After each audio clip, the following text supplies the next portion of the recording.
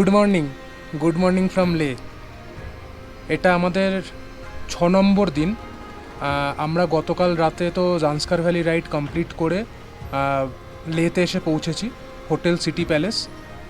আর এখান থেকে যা সুন্দর দৃশ্য দেখা যাচ্ছে, যা ভাষায় বর্ণনা করে সত্যি বোঝানো মুশকিল। চলো এবার তাহলে তোমাদেরকে এখানকার পারিপার্শ্বিক ভিউটা একটু দেখি, কেমন লাগছে এখান থেকে আর কি কি দেখা যাচ্ছে সেটাও দেখে নাও। খালি চোখেই আমাদের হোটেল থেকে কিন্তু এই যে দেখো এখানে লে প্যালেস, সেটাও পরিষ্কার দেখা যাচ্ছে। আশা করছি গোপ্রোতে তোমরা ভালোই দেখতে পাচ্ছ, না দেখতে পেলে আমি আলাদা করে ছবি তোমাদের জন্য তুলে অ্যাটাচ করে দেবো। তো দেখো এখান থেকে এই যে লের শান্তি স্তূপা, সেটা খুব পরিষ্কার দেখা যাচ্ছে খালি চোখেই। আর এটা দেখতে পাচ্ছ, এটা হচ্ছে এই মাউন্টেন রেঞ্জটা কারাকোরাম এবং হিমালয়াজেরই পার্ট, তবে এটার নাম হচ্ছে স্তোক কাংরি। এটা কিন্তু ট্রেকিংয়ের জন্য প্রচণ্ডই ফেমাস। আর এখান থেকে আমি খালি চোখে দেখতে পাচ্ছি যে ট্রেকিংয়ের কিছু রাস্তা যেগুলো দেখা যায় সেটা একটু একটু ভিজিবল। তো আজকে কিন্তু আমাদের পুরো একটা গোটা দিন এখানে রেস্ট আছে, আমরা এখানেই হোটেলে থাকবো লেতে। আর কালকে চলে যাব নুব্রা ভ্যালির জন্য। তো আজকে আমাদের কি কি কাজ আছে? আজকে আমাদের প্রথমত মেন কাজ যেটা, সেটা হচ্ছে বাইকের সার্ভিসিং, ছোটো সার্ভিসিং, মানে তোমার এয়ার ফিল্টার চেঞ্জ করা আর ইঞ্জিন অয়েল চেঞ্জ করা। আর তার সাথে সাথে আমরা যাব হচ্ছে হল অফ ফেম, লে প্যালেস, শান্তি স্তূপা, আর সন্ধ্যাবেলার দিকে হয়তো লে মার্কেট। তো এই চারটেই কিন্তু আজকে আমাদের দিনের ফাইনাল আইটিনারি। তো চলো এরপর আমরা ব্রেকফাস্ট করব। আমার অলরেডি ফ্রেশ হওয়া হয়েই গেছে। তো দেখা হচ্ছে আমরা যখন ফাইনালি বেরোবো তখন, বা ব্রেকফাস্ট টেবিলে।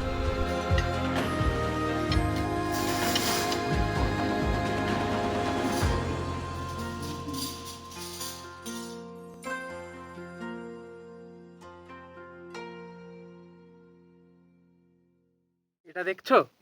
দেখো, এই আমাদের হোটেল থেকেই কিন্তু যে গাছগুলো দেখালাম, যে আপেলের গাছগুলো, সেখান থেকে কিন্তু ম্যানেজার আমাদেরকে নিজেরাই বলল যে খাবার ইচ্ছে হলে একখানা পেরে খেতে পারো।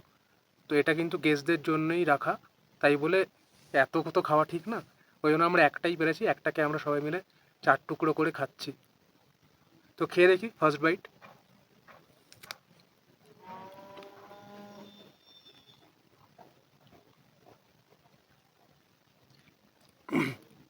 একটু টক, কিন্তু টেস্টটা পুরো অন্যরকম। আমাদের কলকাতার সাইডে যেরকম অ্যাপেল পাওয়া যায় তার থেকে একটু আলাদা। আমরা এখন যাচ্ছি কেটিএম সার্ভিস সেন্টার। প্রাঞ্জল ওর বাইকটাকে ড্রপ করবে, আর আমি জাস্ট এখন সঙ্গে যাচ্ছি ওকে ফেরত নিয়ে আসার জন্য। আমরা যখন ফিরবো তখন ওর বাইকটা নিতে যেতে হবে, তখন শুধু আমি এয়ার ফিল্টারটা ক্লিন করিয়ে নিয়ে আসবো। Otherwise everything is going fine.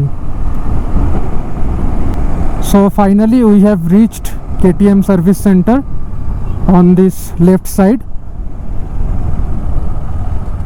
अब यहाँ पे बात करके देखते हैं।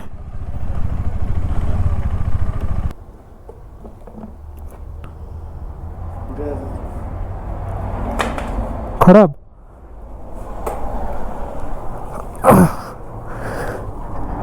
सो ये देखो एयर फिल्टर का हालत after riding Zanskar valley. A few moments later. মোটামুটি ঘড়িতে বাজে 12টা, আর আমরা আবার কিন্তু সাইট সিনের জন্য ঘুরতে বেরিয়ে পড়েছি।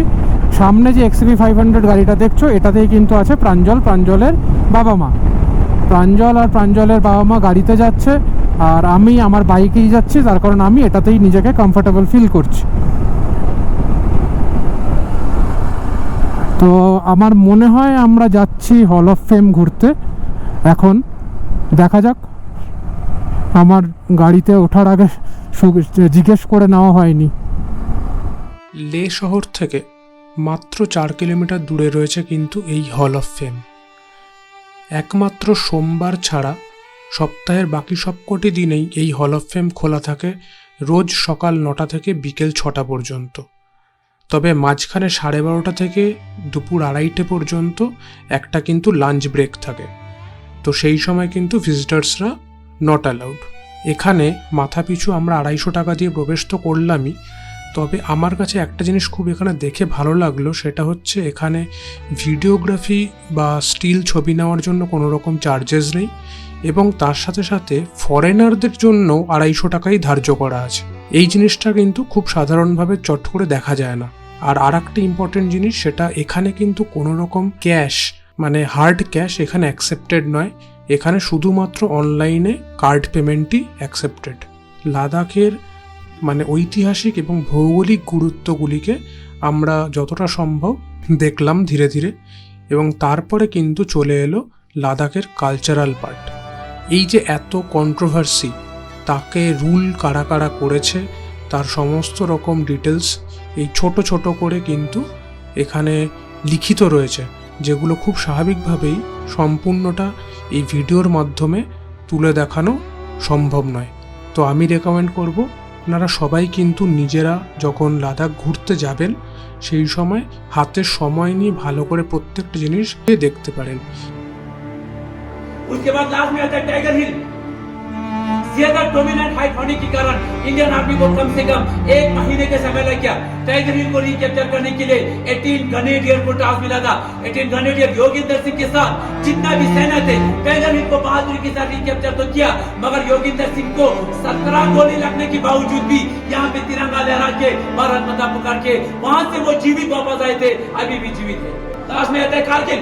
5-6 यूनिट कक्सान मजदास, ये भी पाकिस्तानी धोखे से ऑक्यूपाई करके रखा था इंडियन नेवी द्वारा। लास्ट में यहाँ पे एक ऑपरेशन लॉन्च किया गया, उस ऑपरेशन का नाम था ऑपरेशन तलवार। ये जो है कारगिल वॉर 1990 में एक्चुअल में शुरू हुआ था 48 से 2 मई को, और कारगिल में आके 26 जुलाई को ये वार खत्म हो गया। कम से कम इंडियन आर्मी को 3 महीने का समय लग गया।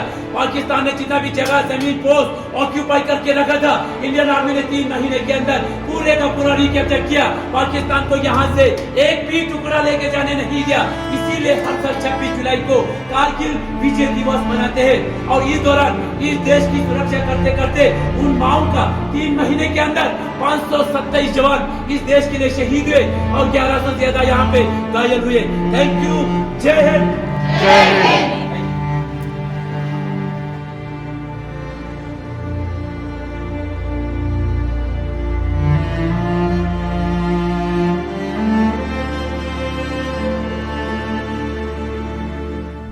তোমরা তো দেখলেই যে আমরা হল অফ ফেম দেখে জাস্ট বেরোলাম। ওখানে সত্যি এত কিছু জানার জিনিস আছে, আর এত মর্মান্তিক ঘটনা সব, যেগুলো আর না সত্যি কথা বলতে মোবাইলে ক্যাপচার করতে ইচ্ছা করলো না। এগুলো তোমরা যখন নিজেরা আসবে সেইটা নিজেদের কানে সময় নিয়ে দাঁড়িয়ে থেকে শোনাটাই মনে হয় অনেকটা বেশি ভালো, এবং তাতে তোমরা এই হল অফ ফেম যে ব্যাপারটা, এই জিনিসটাকে তোমরা জাস্টিফাই করতে পারবে। আমরা কাল এই রাস্তা দিয়েই রাত্রিবেলা বাইক চালিয়ে লে পৌঁছেছিলাম। NH1 I am riding my bike on NH1. What a beautiful piece of art you can say. সত্যি মানে এটা দেখে মনে হয় যেন পুরো একটা রং তুলে দিয়ে আঁকা একটা ফ্রেম। উফ, ক্লিন রোডস।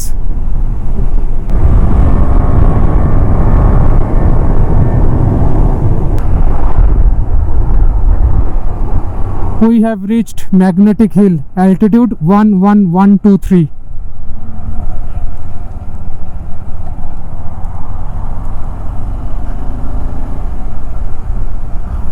Wow.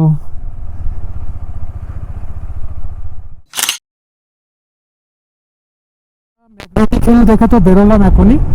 তবে এখানে আমার দেখে যেটা মনে হলো সেটা হচ্ছে যেহেতু একটা স্লোপ আছে পাহাড়ের, তাই জন্য প্লাস গ্র্যাভিটেশনাল পুল তো আছেই, যেটাকে বাংলায় বলে হচ্ছে মাধ্যাকর্ষণ শক্তি। তো যার কারণে বাইক এবং গাড়ি অবভিয়াসলি নিউট্রালে রাখলে একটুখানি গড়িয়ে আসবেই। পৌঁছে গেছি সঙ্গম, এখান থেকে দেখা যাচ্ছে।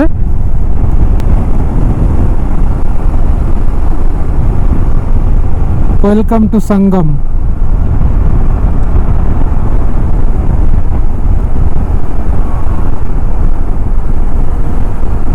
আচ্ছা, এখন যেটা আমাদের পাশ দিয়ে বয়ে যাচ্ছে সেটা হচ্ছে জান্সকার রিভার, জান্সকার নদী। আর যেটা পরিষ্কার নীলচে জল দেখা যাচ্ছে সেটা হচ্ছে ইন্দাস নদী, যেটা আর একটা বাংলায় নাম হচ্ছে সিন্ধু নদী। এবার চলো আরো নিচের দিকে আমরা নামছি।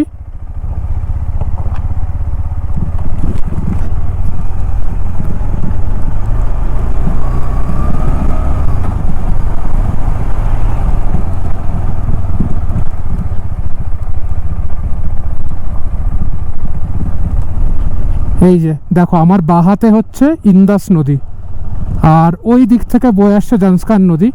এই ইন্দাস নদী জান্সকার নদীর সাথে মিশে আবার ওদিকে জান্সকার নদী হয়ে চলে যাচ্ছে। কনফ্লুয়েন্সটা আশা করি একটু ভালোই বুঝতে পারছো। জান্সকার নদীর রংটা পুরো কর্দমাক্ত, আর ইন্দাস নদীটা পুরো নীলচে সবুজ।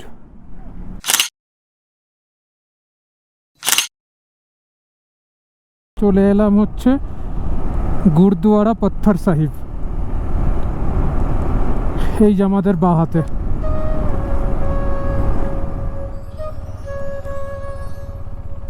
গুরু নানক তার যখন ধর্ম প্রচারের যাত্রা করেছিলেন তখন 1517 সাল নাগাদ উনি লে এসে পৌঁছন। তো এই তার যে স্পিরিচুয়াল জার্নি এবং ধর্মের যে জার্নি ছিল, এই যাত্রার সময় তিনি যখন লেতে পৌঁছান তখন নাকি লেতে এক রাক্ষসেরও আবির্ভাব ঘটেছিল, এবং সেই রাক্ষসের জন্য নাকি সাধারণ মানুষ প্রচণ্ডই ত্রাসের মধ্যে থাকতো, এবং যাতে করে সাধারণ মানুষ বলতে গেলে আহত এবং নিহত পর্যন্ত হয়েছে। এবার এরপর যখন ওখানকার সাধারণ মানুষ দেখেন যে লেতে গুরু নানকজি এসে পৌঁছেছেন এবং ধ্যানে মগ্ন, তখন তারা একটু আশ্বস্ত বোধ করে এবং নিরাপদ বোধ করে। কিন্তু এই বিষয়টা রাক্ষস একদমই সহ্য করতে পারেনি, যার ফলস্বরূপ এই রাক্ষস একদিন গুরু নানককে দেখে যে তিনি ধ্যানে মগ্ন, এবং এই সুযোগকে কাজে লাগিয়ে পাহাড়ের ওপর থেকে বিশাল বড় এক পাথরের চাই গড়িয়ে দেয় গুরু নানকের দিকে। অথচ তাজ্জব হওয়ার এটাই বিষয়, সেই পাথর নাকি গুরু নানকের শরীরকে স্পর্শ করার সাথে সাথে মোমে পরিণত হয়ে গেছিল, এবং এই দেখে রাক্ষস আরও রেগে যায় এবং সেই পাথরে নাকি তার ডান পা দিয়ে প্রচণ্ড জোরে আঘাত করে, এবং এই আঘাতের ফলে সেই পাথর নাকি কোনো কিছুই না হয়ে আবার সেই মোমে পরিণত হয়ে যায়। এবং এইটা যখন হয় তখনই রাক্ষস বিশ্বাস করে যে গুরু নানক আসলে কোনো সাধারণ ব্যক্তি নয়, তিনি একজন ভগবানেরই দূত। তখনই রাক্ষস গুরু নানকজির কাছে ক্ষমা প্রার্থনা করে এবং পায়ের কাছে লুটিয়ে পড়ে। এবার এই সম্পূর্ণ ঘটনাটাই কিন্তু কথিত আছে এই গুরু নানক এই পত্থর সাহিব গুরুদুয়ারার ভেতরে একটা ফলকে। এর বিভিন্ন অন্যান্য মতামতও রয়েছে, অন্যান্য আরও গল্পও আছে। তবে গুরু নানকজি তখন নাকি ওই রাক্ষসকে উপদেশ দিয়েছিলেন যে বাকিটা জীবন সে যেন ভালো কাজ করে কাটায়, আর যেন মানুষের ক্ষতি না করে। এরপরেই নাকি এই গুরু নানকজির উদ্দেশ্যে পত্থর সাহিব গুরুদুয়ারা তৈরি হয় লেতে। এবং উল্লেখযোগ্যভাবে এই পাথরের যে একটা শেপ রয়েছে আলাদা, হয়তো সেইভাবে দেখতে গেলে গুরু নানকজির একটা শরীরের যে ছাপ সেটাও কিন্তু গর্তের আকারে পরিণত হয়েছে। তো এটার এই জন্যেই হয়তো বিশ্বাস করা হয় গুরু নানকজির শরীরের স্পর্শে আসার সাথে সাথেই পাথর মোমে পরিণত হয়েছিল এবং সেই আকার ধারণ করে নিয়েছিল। গুরুদুয়ারাতে লঙ্গর খাওয়ার সুযোগটা আমরা আর কেউ মিস করলাম না। আমরা গুরুদুয়ারাতে বসে লঙ্গর খেয়ে এই জাস্ট এখান থেকে বেরোলাম। অসাধারণ টেস্টি ছিল খাবার, আর তার সাথে সাথে আটার যে হালুয়াটা দেয় সেটা আমি প্রায় দুবার নিয়ে খেলাম, ঠিক এতটা করে। ওটা আমার এতটাই প্রিয়। এখন আমরা যাচ্ছি লে প্যালেস এবং শান্তিস্তূপা।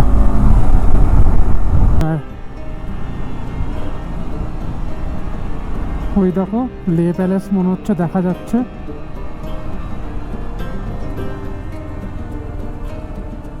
এরপর আমরা চলে আসি লে প্যালেসে।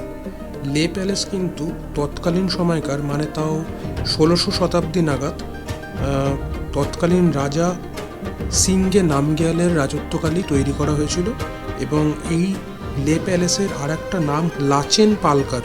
তৎকালীন রাজবংশ কিন্তু এই প্রাসাদের থেকেই সম্পূর্ণ লে শহরকে শাসন করত।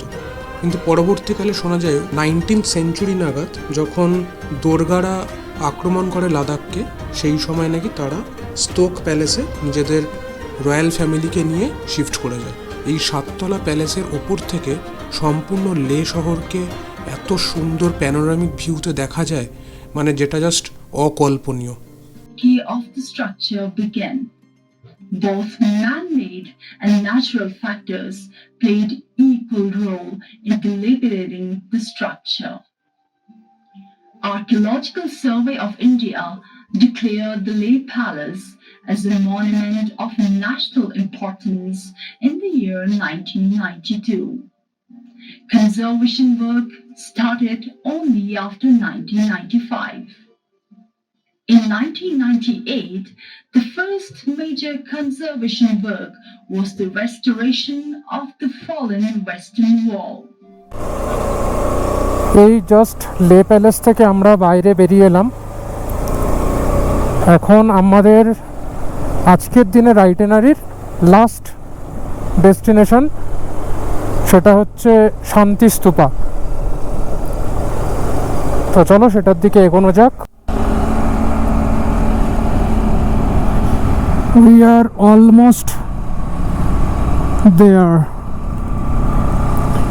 আমরা প্রায় চলেই এসেছি লে শান্তি স্তূপার কাছে।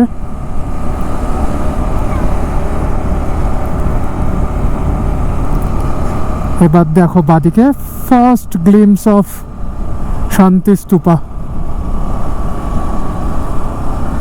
লাদাখ শান্তি স্তূপা। তো আমরা অলমোস্ট চলেই এসেছি লাদাখ শান্তি স্তূপার কাছে।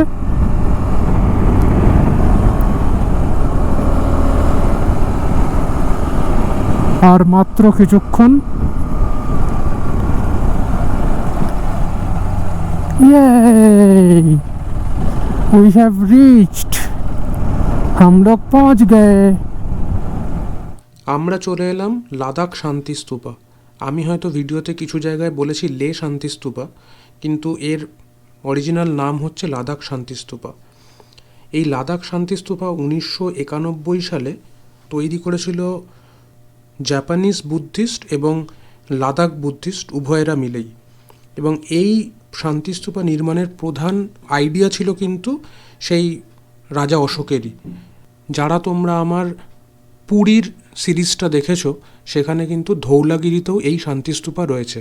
তো এরকম কিন্তু রাজা অশোক চেয়েছিলেন সারা দেশ জুড়ে কিছু কিছু জায়গায় শান্তিস্তূপা নির্মাণের জন্য, এবং এই শান্তিস্তূপা নির্মাণের ক্ষেত্রেও 14 নম্বর দালাই লামারই হাত রয়েছে। শান্তিস্তূপার ওপর থেকে এখানকার যে এরিয়াল ভিউ গোটা লে শহরের অসাধারণ অভূতপূর্ব লাগে। তবে এখানে আসার বেস্ট সময় হচ্ছে নয় সানরাইজ নয় সানসেট। শান্তিস্তূপার পরিক্রমা কেমন লাগলো তোমাদের তোমরা জানিও। এটা একটু অন্যরকম ভাবে তুললাম, আর সঙ্গে আমি কিছু ফটোজও অ্যাটাচ করে দিচ্ছি। আর তার সাথে সাথে এখন আমরা জাস্ট হোটেলে ব্যাক করব, আর রোদটা একটু কমলে আমি আর প্রাঞ্জল একসাথে আবার সেম আমার বাইক নিয়ে চলে যাব হচ্ছে কেটিএম সার্ভিস সেন্টার। তোমরা তো দেখলেই যে কেটিএম সার্ভিস সেন্টারে আসবো এবং চেন ক্লিন লিউব অ্যাডজাস্টমেন্ট এগুলো করবো বলেছিলাম। ইঞ্জিন অয়েল তো চেঞ্জ করতে লাগলো না, আর তার সাথে সাথে ভেবেছিলাম একটু ওয়াশিংটা করিয়ে নেবো, কিন্তু ওয়াশিংটা আজকে আর হলো না। তার কারণ ওয়াশিংয়ের জন্য হয়তো আজকে আর সার্ভিসের সময়টা নেই। ঠিক আছে, কোনো ব্যাপার না, এখনও অনেক দিনের প্রায় 10-12 দিনের রাইড বাকি আছে। তো একেবারে কলকাতায় ফিরে তারপরেই ওয়াশিং করিয়ে নেবো।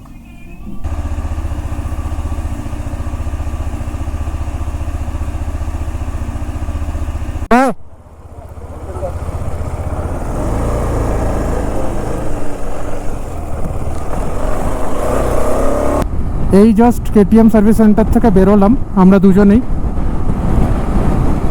আমার মাত্র 600 টাকা খরচা হয়েছে নতুন air filter, chain lube clean and adjustment.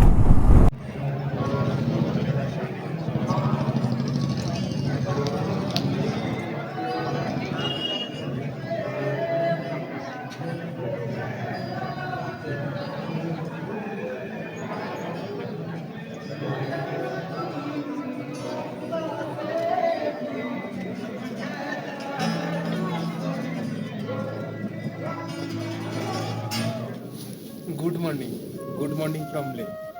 আজ আমাদের অষ্টম দিন। দেখতে দেখতে 8টা দিন কেটে গেছে। গতকাল তো বাইক সার্ভিস করে হোটেলে ফিরলামই। হোটেলে ফেরার পরে সেখানে তারপরে সঙ্গে সঙ্গে রেডি হয়ে আমরা চলে গেলাম একটু লে মার্কেটে যাওয়ার পরে হোটেলে ফিরলাম। ফেরার সঙ্গে সঙ্গে ডিনার করতে বসে গেছি। ডিনার করে এসেই ঘরে এসে প্রথম কাজ ছিল আমার ফাইলগুলো ট্রান্সফার করে সব কিছু সর্ট আউট করে রাখা। তো সেটাকেও করলাম। সেই করার ফাইল ট্রান্সফার করতে করতে আমি অ্যাকচুয়ালি ঘুমিয়ে পড়েছিলাম। তো যার কারণে এই ভিডিওটা শেষ করা হয়নি। তো এই ভিডিওটাকে আমি এখানেই শেষ করছি এবং অষ্টম দিনের যে নতুন ভিডিও নুব্রা ভ্যালির জার্নি সেটা এখান থেকে শুরু করব। তো চলো, এই ভিডিওটা এখানেই এইটুকুই থাকলো। আশা করি তোমাদের ভালো লাগলো। যদি ভালো লাগে প্লিজ লাইক করে দিও আর চ্যানেলে নতুন হলে সাবস্ক্রাইব করো। চলো, বাই।